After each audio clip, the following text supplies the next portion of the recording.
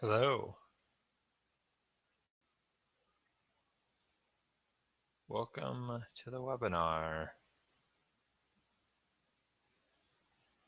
Getting things set up here. Maybe I've lost my presentation, but I'll get back here.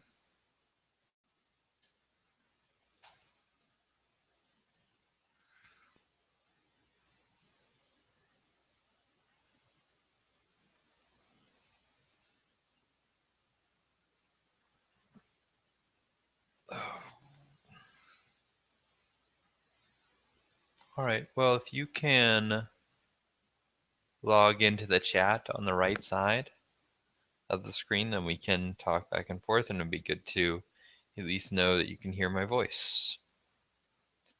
So you just, I think you just need to type in your name on the right side there. I'm already logged in, so I can't see what that looks like exactly, but it should be pretty straightforward to get yourself in.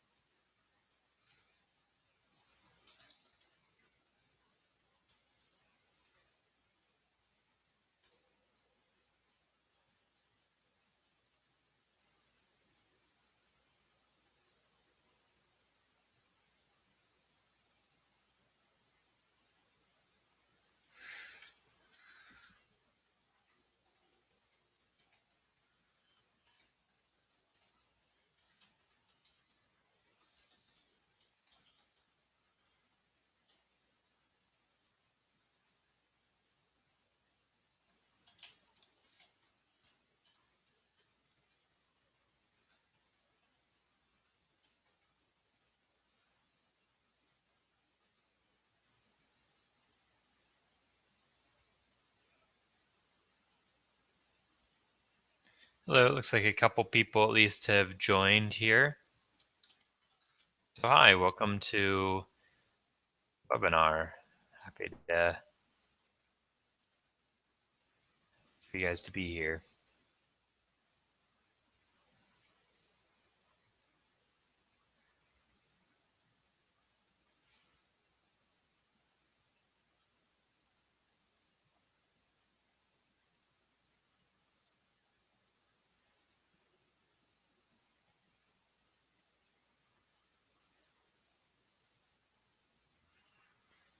We'll be starting in about 4 minutes.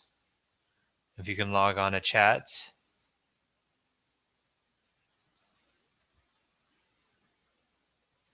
Hi, Pascal. You made it. Great.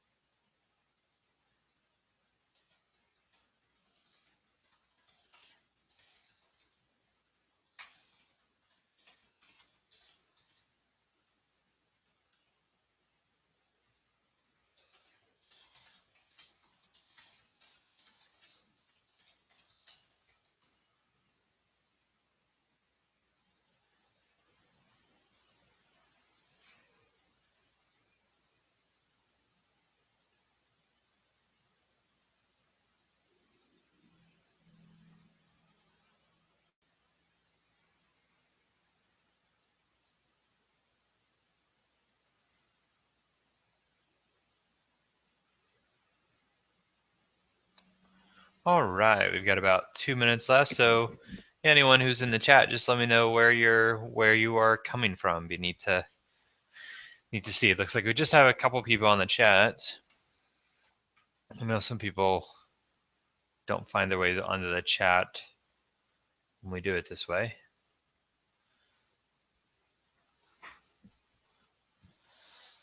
Let me share my screen so you can see my presentation.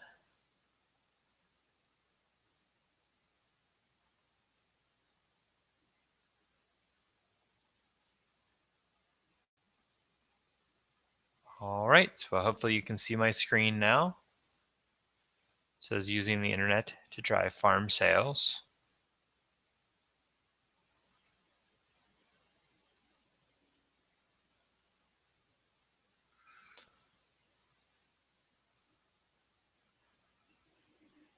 Hi, Paul from Alberta.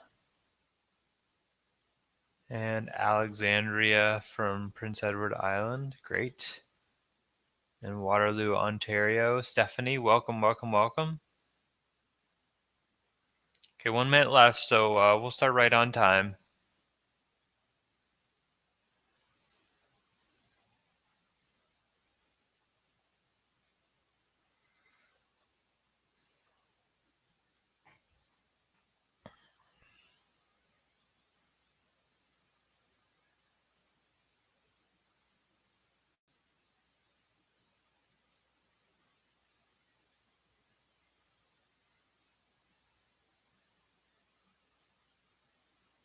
All right.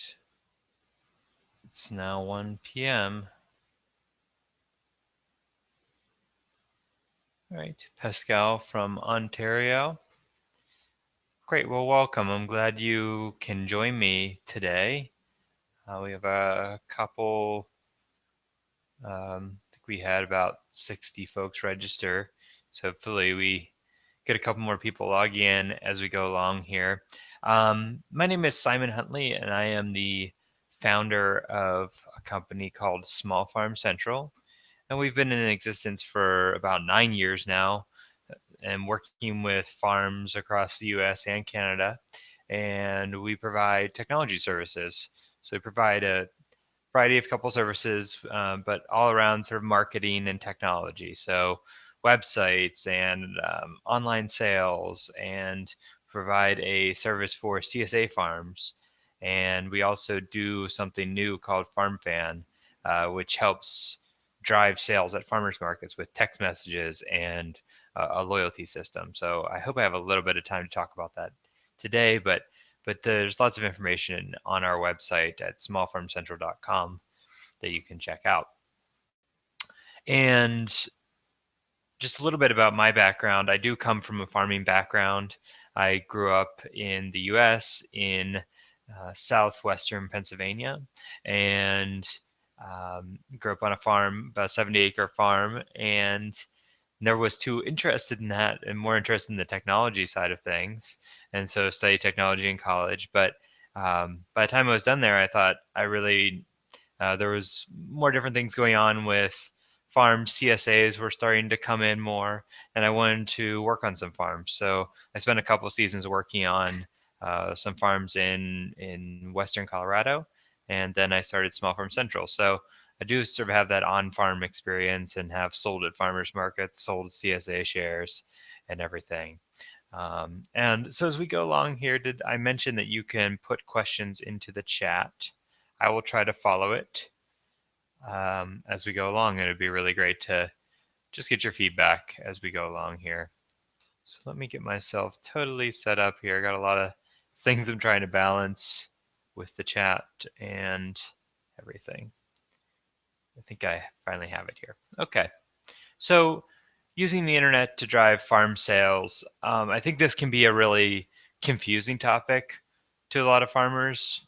You're really busy in the fields and don't quite have time to think about marketing. But I think, especially if you're going to be a direct marketing farmer, I mean, if you are going to grow corn and soybeans and you're going to ship it off in a rail car, then you don't have to worry about marketing, and that might be great in some ways. But if you're going to be a direct marketing farmer, you're going to connect directly with your customers. Marketing is what we do, and you probably know that the internet is sort of where everything is going and where everything has been going for many years. And so there's a lot of advantages you have as a farmer, a lot of disadvantages you have as a farmer. And during this presentation, I just want to get you excited about some of the different things that you can do with web marketing. And I'm going to be really focusing on a common sense approach.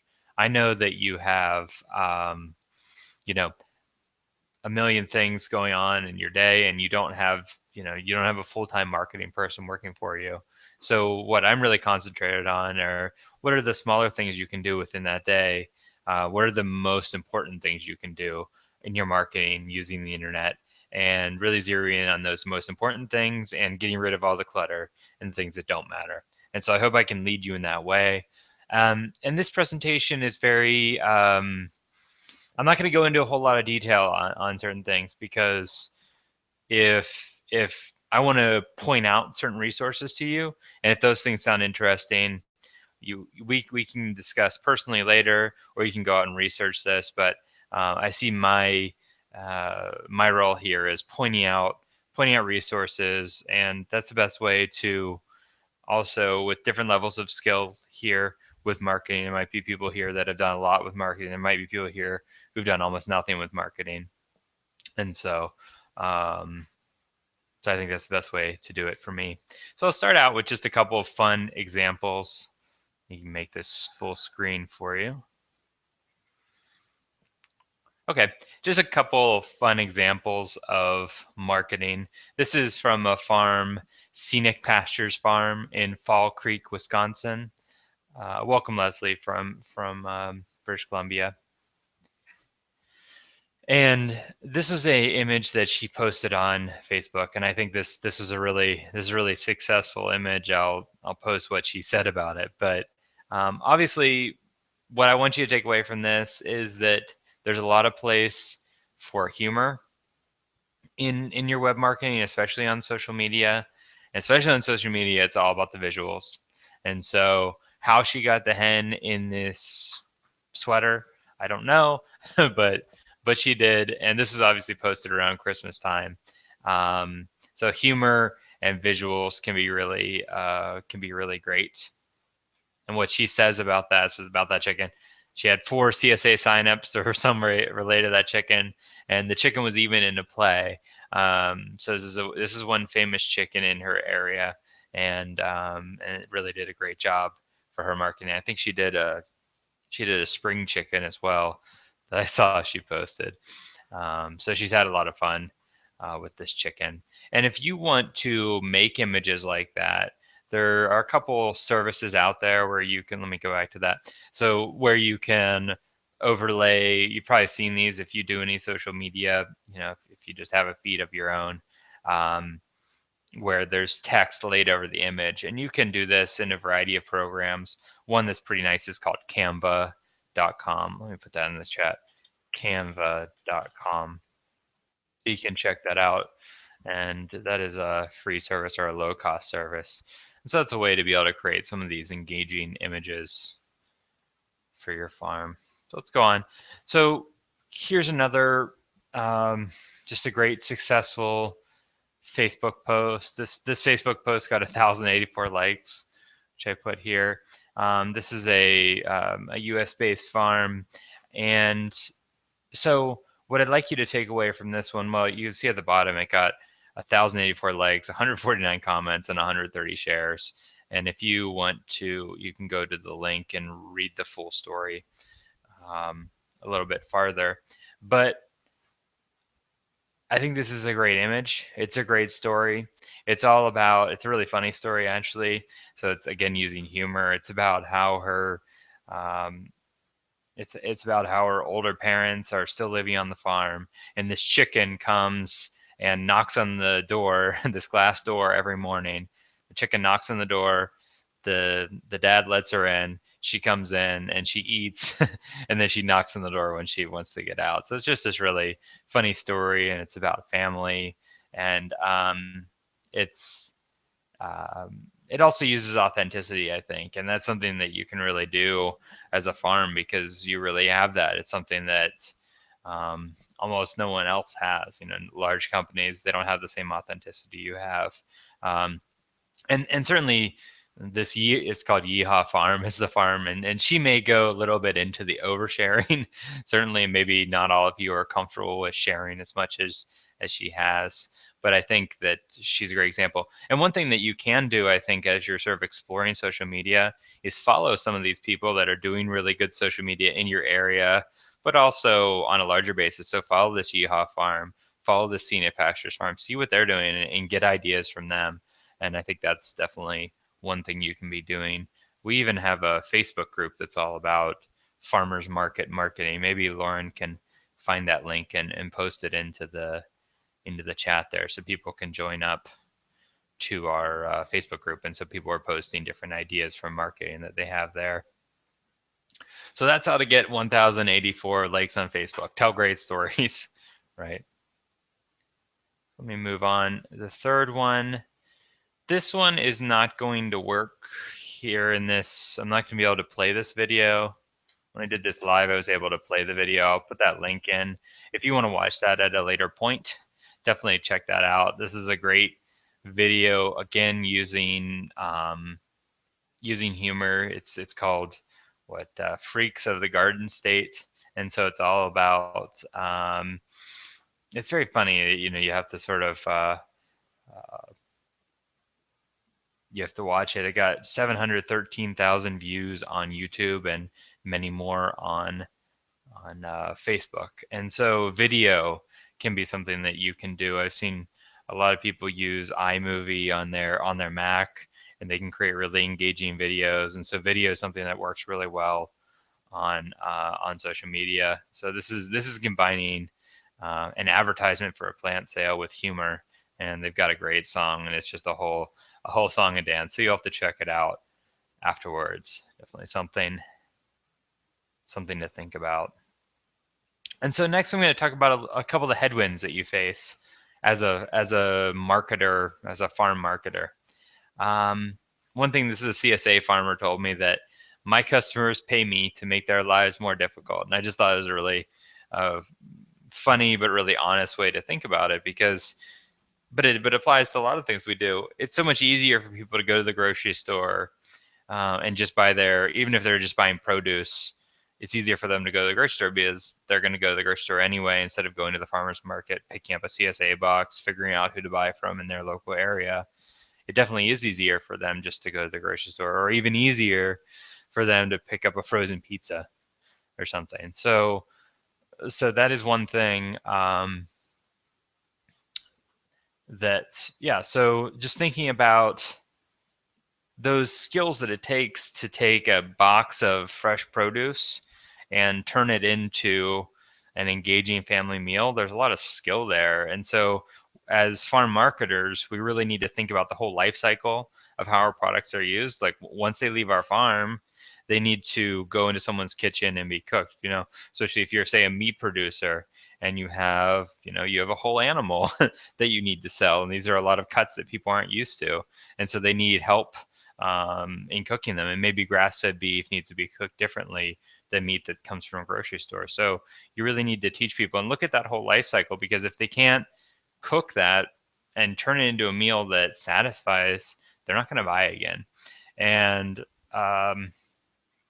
so just thinking through that, making things as easy as possible for your customers. This might mean recipes. This might mean cooking demos. This might mean, and that's a good idea for a video actually, is cooking demos. And one thing I didn't mention about video is it's so easy to take video now if you have a smartphone. Taking those quick videos on your smartphone of the farmer's kitchen. That's a great concept for something that you can do with video. And so, and then also gratitude is free with your customers. So making sure you say thank you for these people that are supporting your farm, that are going out of their way to support their farm. And that can be hard sometimes because of the hours and hours that you put into it and the hard work that you do, but it's free to say thank you and really mean it. And these are the people that are supporting your livelihood, hopefully. And so we need to be really thankful with them. So more headwinds. I say a little bit jokingly, tongue in cheek, that farmers markets are a bad business model, and that's obviously not true. There are a lot of farmers markets. I don't know what the numbers are. I have the U.S. based number. There are 9,000 farmers markets in the U.S. I don't know how many are in Canada, but I'm sure it's very similar. So, but why are they a bad business model? Because people never get in the rhythm of going to the market. There are more and more year-round markets now, and so that makes it a little easier. But if people get in the rhythm of going to the market all summer and then at the end of the year and they need to go back to the grocery store. That's hard. That's hard for them, and they'll never sort of get back into that, or it'll be hard to get them back into that in the spring. And then there's also a big gap between having someone interested in you online and getting them out to the market to make a sale, because there's a lot of things that have to happen there. The market's only open for a couple weeks, uh, a couple hours of the week. It's not like a regular retail store, so it really has to fit into their schedule. And so it is hard to get people down to the farmers market. I'm sure you've seen that, and it's hard to keep people there. And so we think a lot with our we're doing a lot with farmers market marketing, as I said, with text messaging and loyalty. And we think a lot about these occasional farmers market customers. And they're the people they're into local food. They really want to support local food, but they only come to the farmers market 2, 3, or 4 times a year. And these are people that, they aren't your core customers, but those are people we really see that there's a big opportunity with in maybe some of the education, better communication, get these people out to the farmers market, say twice as often. That can be a really big win for sales for you. So one thing I hear from farmers, and I totally understand this, but I have to take issue with it, is I'm a farmer, not a chef. I'm a farmer, not a marketer. I'm a farmer, not a customer service person. And I totally understand that. And again, that's fine if you're going to um, sell things wholesale, and you're just going to pack it onto a truck and it's going to be shipped out and let someone else deal with the marketing of it. But if you're going to sell things direct, you need to be everything.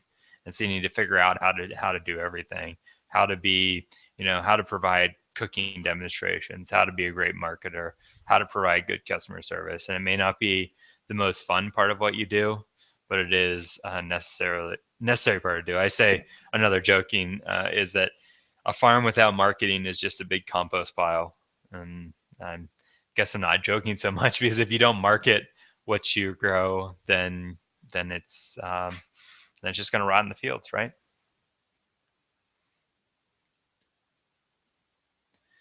So another headwind. I don't know if this is a headwind. This could be an opportunity, but there's a lot of ambition and there's a lot of money in food right now. This is from a website called Food Tech Connect. These are food and ag funds that launched in 2004. So these are investments that are focused on food and agriculture. So there's a ton of that. This is $260 million invested in food startups in November 2014. And some of these are farm related and some aren't. But there's just so much. There's so much going on in food, and things are changing really quickly. And things are changing really quickly in marketing just in general. And what I would say is what worked last year may not work this year. So if a giant chicken worked last year, don't assume that it's going to work next year. I have this story of a farmer, a CSA farmer, and in 2004, he had signed up 300 members without really doing much marketing for a CSA, maybe having a couple of profiles on the web. And then I talked to him this winter, and he's talking about how he can only get 12 members, and he's in a major metropolitan area, so there's no reason he can't get those people. But there's just more competition. Things have changed. There are more CSAs. There are more options for local food, and that's one thing. You have a lot more competitors now. I know this is different in every local area, but there are venture capital backed companies like Farmico and Good Eggs here on the left that are providing sort of local food to people, and they have big ambitions to keep doing it. And things like Whole Foods, your local grocery store, these are all getting better and better at providing local food. So they're in the end going to compete with you, and that's part of what's going on in customers' minds as they're thinking about whether they're going to buy from you. They're having this conversation in their head: where am I going to buy local food from? And they probably do want to support you because you're a local farmer and you have that authenticity. But if you don't keep marketing yourself, keep changing things up, those sales just might grow up. So one thing that I heard, let me go back one slide. I want to talk about this, that I really liked from a long-time CSA farmer, and maybe this relates a little bit more to CSAs than it relates to everything else, but I think it's important too, is he says the relationship that the customer has needs to be with the farm and not with the food. And so what he's saying here, I think, is that it may seem like a small point to make, but I think it's not at all. Because if the relationship is the food, so say they're buying from you because you have the best tomatoes, or you have the best beef, and they aren't thinking of you as a farmer as this food coming from a place in a local area, supporting a local farm, supporting a local economy, then the food is always going to be commoditized out. So, other companies are going to figure out how to provide great tomatoes or provide great beef. And certainly as there's more customer demand, that's going to happen more and more. But if a relationship is actually with the farm, the people that produce the food, the place that this is produced on, and then that place produces great food, no one can get you out of that relationship with the place. And so really having place-based marketing, I think, is really important. And some of this authenticity about, we have that Yeehaw farm story of the older father with the hen. And, that's a story that no one else is going to be able to give. And this relationship with the farm and not just the food. And it's important with the food and with the recipes and all that. But just remember, I think that's an important point as you think about your marketing. So yeah, how's this going for everyone so far? It's always interesting doing these webinars without seeing people face to face, and I can get a little bit more feedback. But if you could give me a little feedback on the chat and give me a thumbs up or a thumbs down, or ask a question, that would be great. So I know that someone's listening and I'm not just talking to myself. Okay, so we already went through that one. Okay. So real farms have real marketing advantages. And this is, again, your authenticity, using photos like this. I think these are, and then the place that you're from. And then, okay, let's see. Do the things that the big guys can't do. Okay. People really want to connect with real farmers on local land. And so it can be really hard for them to tell now the difference between real farms and grocery delivery, or they're not. We need to really put it in their face of what you're doing and explain it to them. Be honest. One thing that I've always done with my marketing, which I think can be really effective, is when in doubt, if you're not sure if your story is getting across, be totally honest about it and go long. Write something really long about your farm, your struggles, and what you're doing there. And people really connect with that passion because you have passion for what you do. And that's how you're going to build rabid customers, is show them how much you care about the work that you do. Thanks, Paul. I'm glad you the reminder that the relationship is with the farmer. That's an important one. And so as you're doing the things that the big guys can't do, you need to find your unique voice. Do you use humor, like the picture at the beginning with the chicken in the sweater? Are you great cooks? Are you often talking about the cooking you're doing in your kitchen? Do you talk a lot about the growing aspect of what you do? And so this is talking about how you set up the different posts that you're going to make on social media, the different emails you might be able to send as we go along. Do you have a lot of talk about your family? You maybe have kids that are working on the farm, and that can be something that really resonates with people, especially a lot of people that are buying from local farms have children themselves. They're buying from local farms because they want they want clean food for their children. So talking about your family and your children, if you're willing to share in that way, can really help. And this is just a little story, and you can check out the video later. is with a market manager in North Carolina. And sorry that most of these examples are U.S. based and not Canadian based, but that's just the way it is for for these ones. But is the Western Wake Farmers Market. And he was just talking about it was a cold January day and it's raining. You know, it's 40 degrees and raining, just not a nice day at all. And they're sitting out there waiting for people to come, and they just feel like no one's going to show up that day. And so he writes a post on Facebook and says, you know, hey, we're out here today. We're getting wet. We're getting cold. And today is the day you need to support us, because everyone's out here to support us in, you know, July or August, but our business is made on these days, when it's not so nice out. And so you need to get out here and support us today if you're a real local food supporter. And, you know, this is a little bit, he said it's a mood driven outreach, and it was maybe coming from a, you know, coming from a not so positive place, I guess.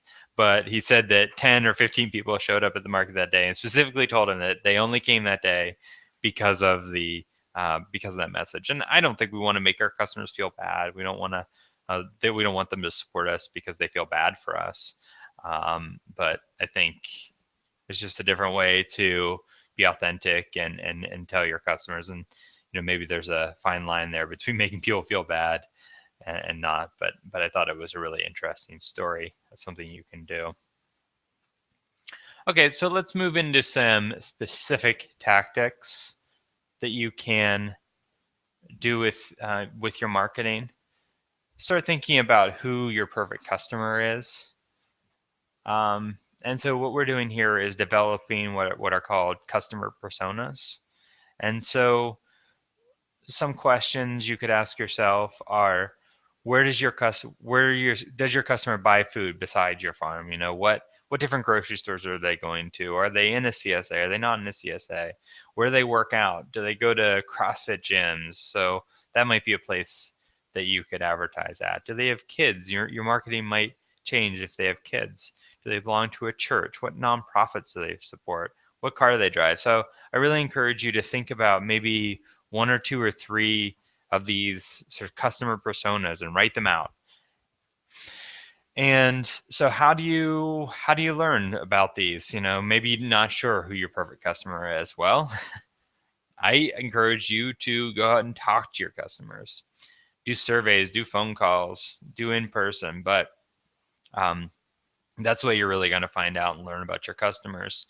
One thing you can do, maybe this is especially good if you have a CSA.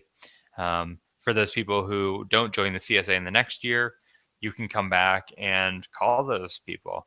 And you call those people with the goal of just learning. You're not trying to convince them to come back to your CSA, but you're just calling them to say, I'm just really trying to learn here. I'm trying to figure out why you didn't join again so we can keep improving. And maybe you do get some of those people back, and maybe you don't. But the key here is really to learn about why they didn't join again, and keep going with that. If you do a survey, have something that you can measure, and so, you know, maybe a 1 through 10 kind of thing. How satisfied are they? And so that's something you can measure over the years. And here's a little tip when you're talking to your customers is, and I heard this from a farmer and I really like that, is that how important it is to know your customers' names. I'm the worst person to say this because I'm horrible with names, but if you can learn someone's name and say it to them every time they come, that's so big. That's so big. Or just even remember something about them that you talked about the last time. If you don't remember their name, you know, how was the baseball game last week? Or, you know, because you talked about baseball last week. And that's what's really going to form those relationships. And then it's not only about you knowing your customers' names, but have your staff learn your customers' names if you have staff working at a farmer's market or, you know, a CSA pickup or something like that. It's a little thing, but those are relationships that matter.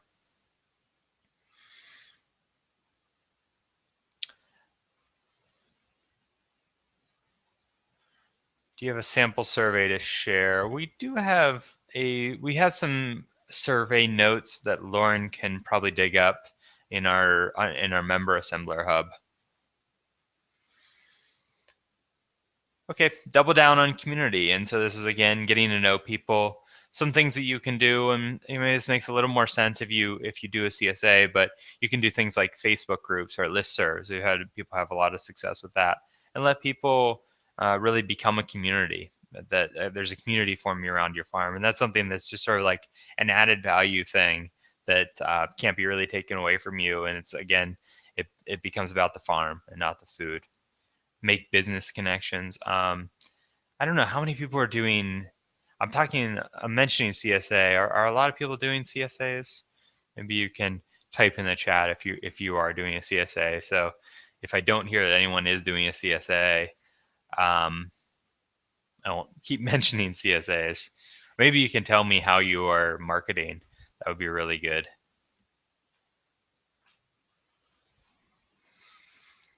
Okay. So these are 8 ways to find new customers with online marketing. First little theory. Um, so one idea in marketing land is this idea of the marketing funnel. And I think this can be a really powerful idea to just think about the way people move from awareness about your farm all the way to buying from you and being a committed customer. Um, okay, some people are responding of how they sell. So this is the marketing funnel, and it goes down from awareness. So the idea is there are a lot of people starting out at the top of awareness. There are a lot of people that are aware of your farm, but there's a small number of people who come down to commitment, might be actually buying from you. There's even a smaller number who refer you on to their friends. But so the idea is you need a lot of people up here, and each step down the process, you lose a couple, lose a couple, lose a couple, and they're doing different things as they go down. But so at the top is awareness. They might know about your farm. Interest might be that they like you on Facebook or they visit your website.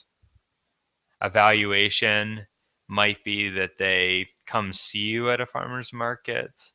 That can be a little bit harder if you have, uh, maybe if you do like farmers markets and CSA. So for each business is going to be a little different, but evaluation might be buying something from you at the farmers market, and then the commitment stage might be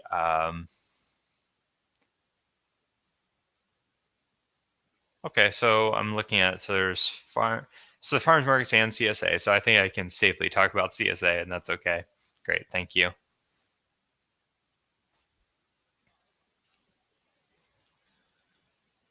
Okay.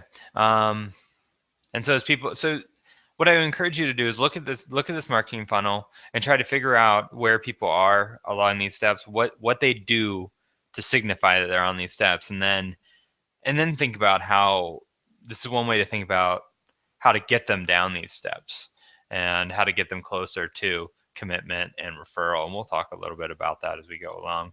I think this is a good way to start thinking about your marketing plan as a whole.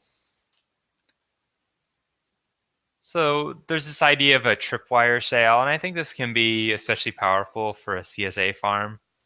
So if you're doing a CSA and you have, say, a $400 CSA share, what are those things that people can do before buying that CSA $400 CSA share to sort of check out your business and see what they like? And that's why, especially, I think that it works well if you're doing farmers markets and CSAs, so people can start forming a relationship with you at the farmers market. They can see your product, and then they want to go farther and make a more of a relationship with your business.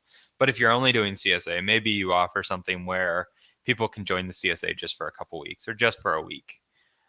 We've had that from a couple people that said that was a really great marketing tool, or they would take a box and drop it off at a business and say, hey, here's our box, a full box of produce, and then people might sign up.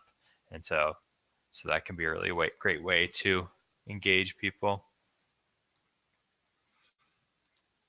Okay, so these are the 8 ways to get found online. So first is probably pretty obvious, and hopefully you're already doing it, but the obvious always bears repeating, I feel like. And so it's get found in directories. Um, just a moment, let me get my notes for this slide. Okay, so get found in directories, and of course here's a picture of the US, and none of you are in the US, but I believe Local Harvest also works in Canada. Maybe you could let me know, and maybe you could put in chat, what are the directories that people are using to find your farm?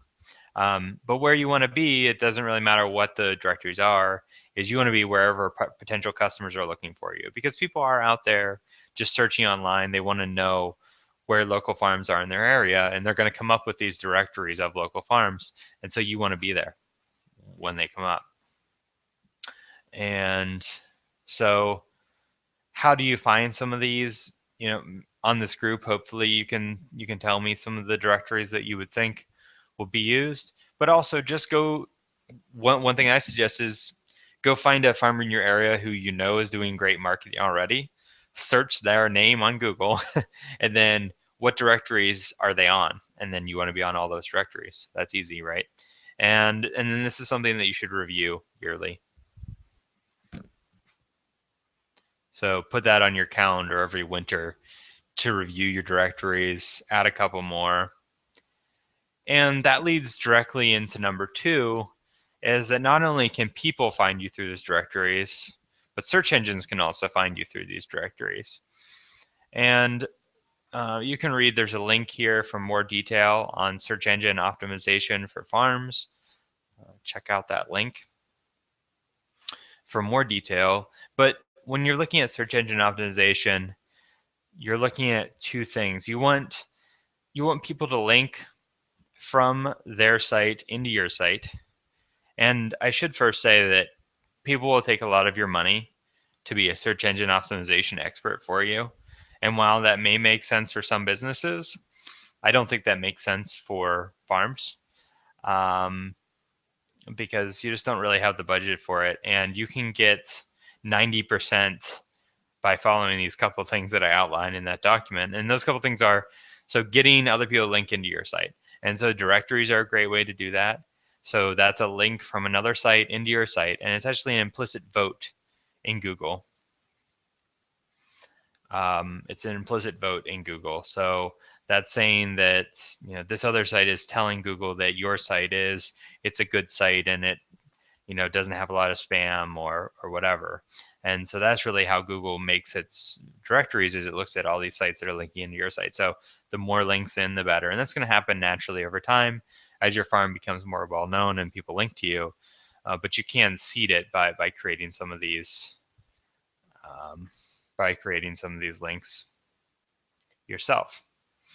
And so you get these inbound links, and then the next thing to do is think about what search terms do you want people to type into Google to find you. And so it might be something like, CSAs near Toronto, or whatever it is. But take those terms and create pages out of them, and create a page that gives information back for that. And so what you want to think about yourself is you want to be a collaborator with Google. And so for that search term that you want to target, give people really good information. So even if you want to target CSAs in Toronto, maybe you want to create a really nice directory of CSAs in Toronto.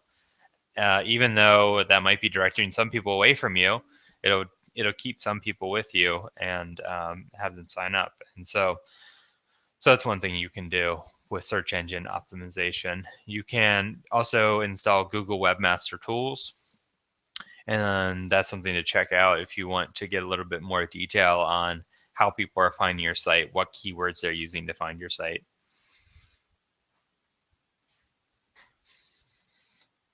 So the next way to get new customers is the referral stage, is to ask for referrals, to ask your customers who else would be a good customer for us, and just have something as part of your process each year. Asking for referrals is a great way to do it, but you need to ask. I mean, it will happen to a certain extent naturally, but I wouldn't trust it's going to happen naturally. And really tell people how important referrals are to your business. Make sure they know. And of course, you can give things like a referral reward. If someone mentions this other person when they sign up, they get a free box, free bouquet of flowers, something like that. That's a way that you can start driving word of mouth.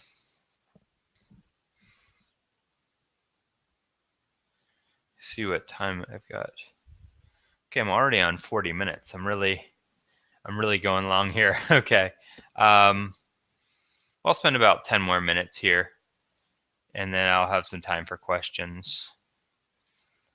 So get rated. One thing you can do is, as people are in that evaluation stage, they're learning about you as a farm, they're interested in you, they're going to search on Google, and they're going to look at your website, and that's great. And hopefully you have a website for your farm so people can learn more about you. I think that's even in this mobile age, having a website is still of utmost importance when people are really thinking about your farm, if they're thinking about buying a CSA share, especially. But get rated on some of these third-party sites, because that is something that you don't control. Even if there's a mix of some not so positive reviews and positive reviews, that can still be really good. And so that shows that it's social proof. It shows that other people are thinking are thinking about your farm. And what you can do is ask people to seed the rating. So Google Plus can be another good place. Yelp can be a good place to list your farm or your farmer's market, but also Google Plus, because that comes up in searches. And then what you do is you just ask people to go on and rate you. Maybe pick some of your better customers that have been there for a while and will give you a positive review. You can go ask them to come and give you a great review. Okay, well, this really isn't, I'll skip this because that's more US based. Okay, another thing you can do once you know who your perfect customer is, you know where they hang out, you know if they're in a church group, you know if they're in neighborhood associations, you can post something to those listservs, Facebook groups, mailing lists, and blogs. Try to figure out where those people are. Maybe they're reading foodie blogs, and so you try to get a review or get something on those foodie blogs about what you're doing. But that first means that you must know your customer to know where they hang out. And make it easy for people to give you money. Accept credit card payments, accept online payments if you can. Obviously for CSA, let people sign up online. This is what people expect. And you are going to spend some money when you do that. It costs about 3% usually of your sale, maybe a little bit less. So it is going to cost you, but make sure you just pass that on as a higher cost. Don't take that out of your margins. That's what I always say. But just make it easy. Again, this is thinking about that whole life cycle. People expect to be able to pay by credit card now, so let them do it. Yes, you still need a website. I already talked about that. And I think with all the excitement around social media as a marketing tool, the fact that a website is still important can really get lost in that. And we do provide farm websites if you're looking for one. But yeah, it's still really important, especially when people are really, really looking at you closely. While they're in some of those different stages down the funnel, they're going to be looking at your website. You can put a yearly website review on your calendar. I really encourage this, because over the years things change with your farm, and you'll forget to look at your website. So just put a reminder on your calendar every year, every November, to take a close look at your website and see what it says and make sure it all still makes sense. If you want some more tips, here's a link. This is all tips for CSA farm marketing, but they could be tips for any kind of farm marketing. It's 47 tips. So there's plenty of tips in there if you want more ideas.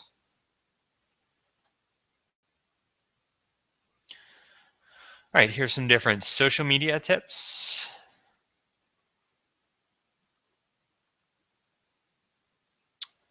A lot of you are probably here to learn more about social media. And maybe I'm the wrong person to teach about social media, because I'm just not that excited about social media as a marketing tool. and these are some of the reasons, are the statistics. Well, I'll tell you, we have a list of, I think we have like almost 3,000 followers that follow us on Twitter, and when we post something, we get maybe 130 views on it, unless someone like retweets it or something. And so that tells you, how few of the people that follow us actually see what we write. And so that's why I'm not so excited. I mean, I think it can be a nice thing. A lot of people seem to do really well with Facebook. So that's one thing that I would really recommend, in boosting posts on Facebook and things like that. But don't depend on this for your marketing. I think it can't be everything that you do. But one thing you can do to make this a little bit easier in your sort of, and so you can keep farming but keep your social media going, is you can schedule your posts ahead of time. Here are a couple of tools that you can use.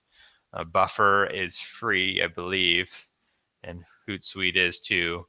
So there's going to be some things to check out. And so you can schedule it ahead of time.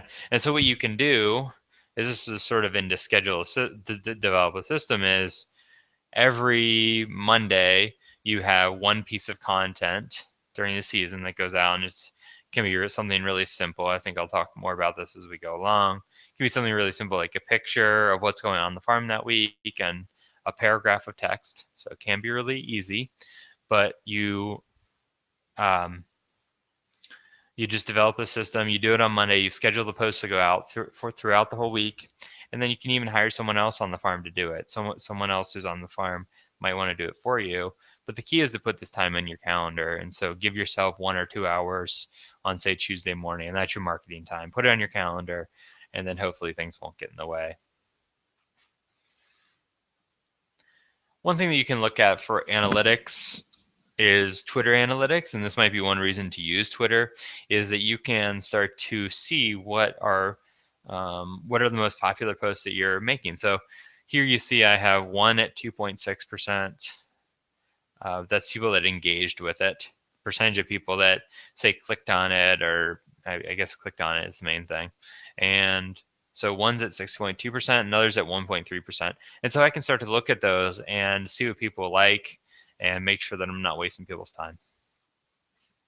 And so Twitter analytics can be something definitely to look at. And so which social media tools to use? I think Facebook's a definite yes. People really seem to do well with that. Twitter is a maybe. You probably have to be on there almost all the time to make it work, and you really have to learn about it. So if you like it, that might be one to do. And that's probably true for all of these except for Facebook. Facebook, I think you probably just have to do.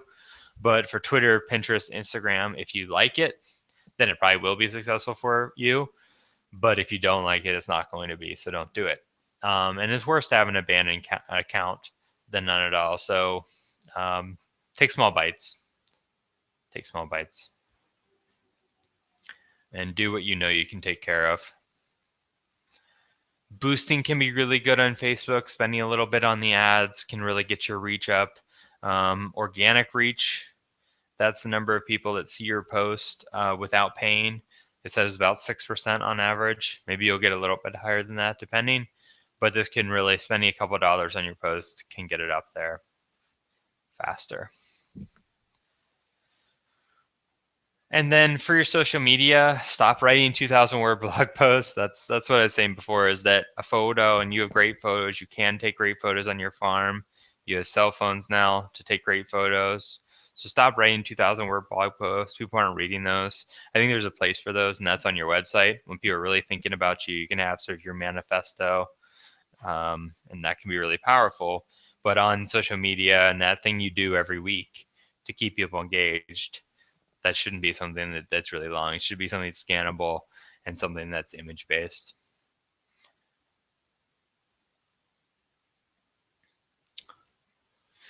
Take pictures. So yeah, take lots of pictures. And so when you have a lot of pictures, then you have a database of things that you can go back to when you are sitting down for those hour or two on Tuesday morning. You can sit down, pull out a photo that you like, write a paragraph, put it out there, and you're done. So take lots of photos. So it's the raw material for your marketing. and this is going to be different for every farm, but the kind of content that generally resonates are animals, work on the farm, because that's something that really connects them to what you're doing, and then kids on the farm. I think that's all pretty obvious. But if you watch your analytics on Facebook and Twitter, you're going to learn what people like and what people share the most. Well, I don't have time to go through everything here, but I really think that email marketing is king, even more than social media. I think you really want to be collecting your customers' email addresses when they come to your website or through social media. You want to collect their email addresses, and you want to send them an email once a week and make sure they come out and buy from you. But I don't think I have time to go through all that. So yeah, so that's already been 50 minutes. What questions do people have?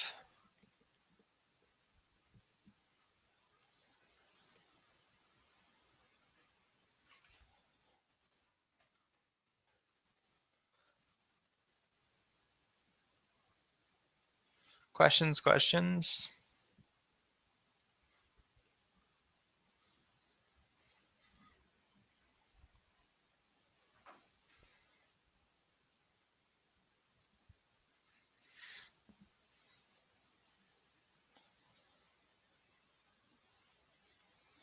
I can talk a little bit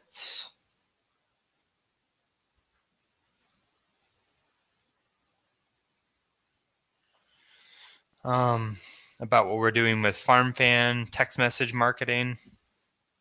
We really like text message marketing for farmers market sales, especially because of their high open rate. They get a 97% open rate within 3 minutes. And so we can send people a text message right before market, in the hour before market, and then drive them down so they can't forget about the market.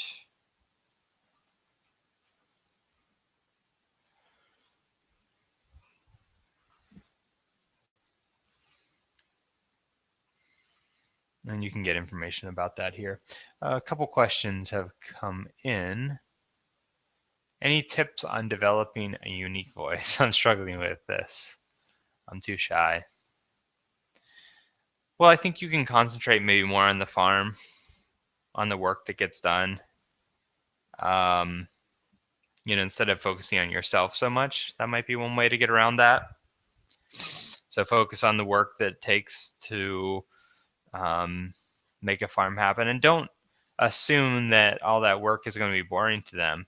They're interested in what it takes to, grow broccoli and see the transplants in the greenhouse, see you transplanting them out, all that kind of stuff. So don't assume that people don't care.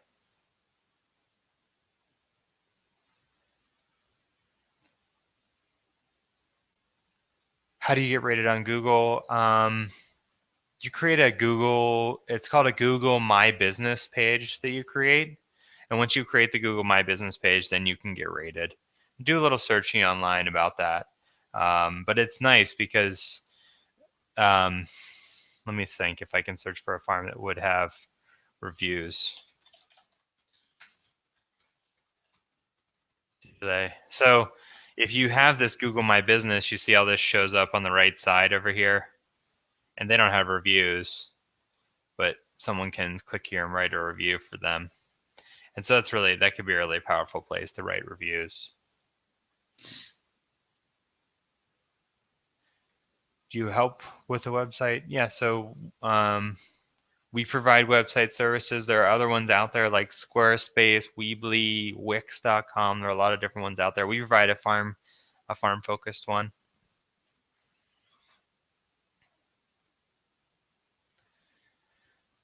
And is there anything in your presentation that you haven't gotten to that you think is really important? Well, I wanted to talk about the FarmFan app a little bit, which I mentioned, so you can check that out. There's also a farm marketing plan. I'll need to send you the link afterwards to this, but this can be a way that's something you can do on a yearly basis, and talks through a lot of these things that I talked through in this presentation. So I'd like to share this farm marketing plan with you, so it's something that you can can do.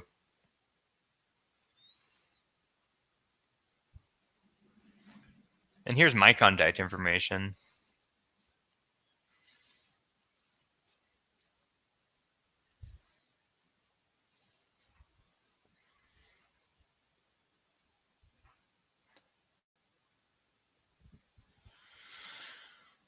Are there any other questions that I can answer? I love questions. That shows that you were engaged.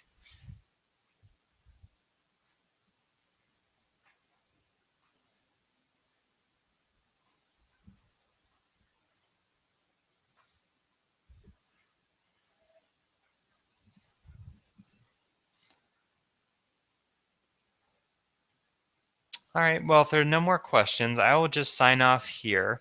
We'll leave this up for 7 to 10 days. Yeah, Leslie, so the conversation will be available for 7 to 10 days. Afterwards, we'll send out a link without it'll actually be the same link. And so you can share it with others if you like. And definitely check out our services. And it was great to have you. Hope you learned something. Give me some feedback, maybe by email. Let me know how it went. Thanks for your time, everyone.